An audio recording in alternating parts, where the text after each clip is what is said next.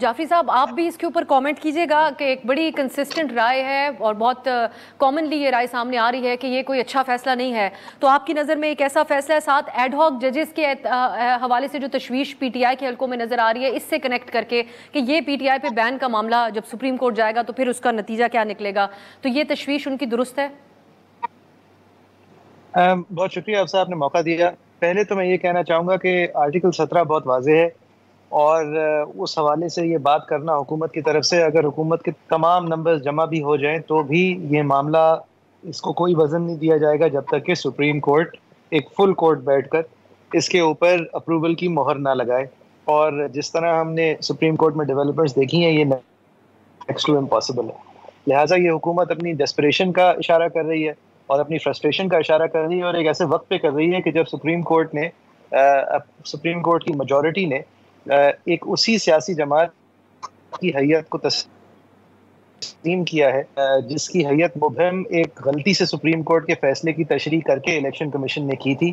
11 जज साहिबान आज ये कह रहे हैं कि नहीं, वो सियासी जमात जो है वो कायम व दायम है और वो रिजर्व सीट्स की हकदार है, और ये 11 जजेस में काजी फाइज साहब शामिल है। लिहाजा इस वक्त पे, इस टाइमिंग के साथ ये बात का सामने आना, बगैर किसी सर व पैर के अमली जामे के सामने आना, मुझे नहीं समझ आ रही कि इसको इतनी संजीदगी से क्यों लिया जा रहा है। ये हुकूमत की तरफ से फ्रस्ट्रेशन का अगर आप शाहिद समझें इस बात को तो बिल्कुल ठीक है, लेकिन इससे ज़्यादा मेरी नज़र में ये कुछ नहीं है। रह गई बात एड हॉक जजेस की, देखें वहाँ पर भी टाइमिंग का ही प्रॉब्लम है, वरना तो कोई मसला नहीं होता। काजी साहब जो हैं वो जाते जाते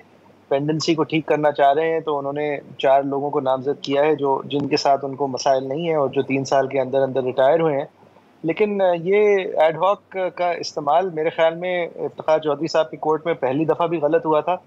जब उन्होंने रमदे साहब को लगाया था। उस वक्त भी बहुत सारी चीज़ें जो हैं वो क्लैरिफाई नहीं हुई थी, और ये एडहॉकिज्म का जो उस वक्त मिसाल है वो मेरे ख्याल से गलत पैदा हुई है और वो कानूनी तौर पे दुरुस्त नहीं है। आर्टिकल 182 कहता है, और उसका स्पिरिट बहुत क्लियर है, कि ये एक बहुत टेम्परेरी अपॉइंटमेंट होती है और उसको सिटिंग से ताल्लुक दिया है। और आर्टिकल 182 शुरू होता है, ये कहता है कि अगर कहीं फोरम कोलैप्स हो जाए, तो मेरी नज़र में तो ये ऐसे केसेस जो कि एक चलता हुआ केस हो और उसके अंदर किसी कॉन्फ्लिक्ट की वजह से या किसी अनटाइमली डिमाइज की वजह से या किसी इमरजेंसी की वजह से एकदम से नंबर्स पूरे ना हो पा रहे हों, और दूसरे जजेस जो हैं वो या तो अदरवाइज बिजी हों या वो उस केस को कन्फ्लिक्टेड हों क्योंकि उन्होंने किसी वक्त पे उस केस की पार्टीज को रिप्रेजेंट किया हो या उसके अंदर पहले फैसले दे दिए हों इन लोअर कोर्ट्स और फिर उसके बाद एलिवेट हो गए हों। ऐसे मामला को पुर करने के लिए एड हॉक की गुंजाइश छोड़ी है। और उसके बाद ही वो आर्टिकल कहता है, और for any other reason considers it necessary to appoint temporarily। तो उस आर्टिकल का जब पहला हिस्सा इतनी एक टेम्पररी तैनाती की बात कर रहा है, तो दूसरा हिस्सा भी फिर एनी अदर रीजन को टेम्पररी ही समझ रहा है। उसके अंदर मेरी नजर में गुंजाइश नहीं है 3 साल की कोई भी अपॉइंटमेंट करने की। ये टेम्पररी नहीं होती। दूसरी बात अफसा, ये आप ही के सवाल से लिंक्ड है मेरे ख्याल से। लेकिन दूसरी बात, वही आर्टिकल कहता है कि can be appointed ad hoc to attend sittings of the Supreme court,